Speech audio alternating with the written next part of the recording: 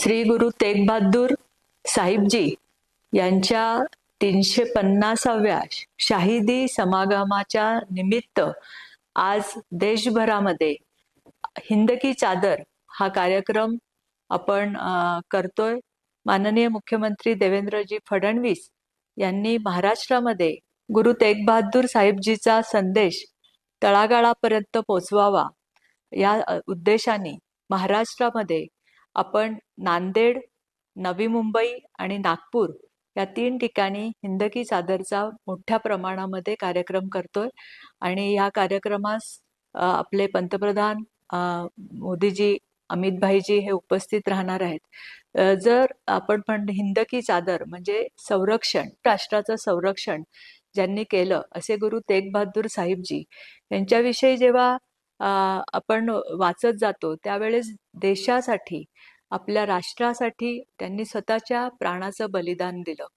ज्यावेळेस जबरदस्तीने धर्मांतराचं एक प्रक्रिया सुरू झाली त्या काळामध्ये तेग बहादूरजींना खूप वेळा धर्मांतर करण्यासाठी सक्ती करण्यात आली, पण त्यांनी धर्मांतर करण्याऐवजी आपलं जीवनदान देणं पसंत केलं आणि दिल्लीच्या चांदणी चौकामध्ये त्यांचा शिरच्छेद केला गेला। बाबा तेग बहादूरजी हे 9वे धर्मगुरू होते। आपण बघितलं की मधल्या काळामध्ये गुरु परंपरा खंडित होण्याकडे चालली असताना बाबा माखनशाह लबाना हे जेव्हा सगळीकडे फिरत होते की येणारे गुरु कोण असावेत, त्यावेळेस त्यांनी गुरु तेग बहादूरांना बघितलं आणि ते म्हणले की गुरु लाधोरे म्हणजे गुरु मिळाला आणि गुरु तेग बहादूरजी हे 9वे धर्मगुरू झाले। त्यांनी आनंदपूर साहेब सारखं पवित्र तीर्थस्थान स्थापन केलं, जे आज पण आपल्या ह्याच्यासाठी खूप पवित्र ठिकाण म्हणून मानलं जातं।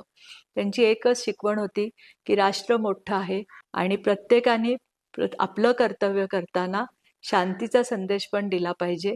हे संदेश त्यांनी जगभरामध्ये पोचवला।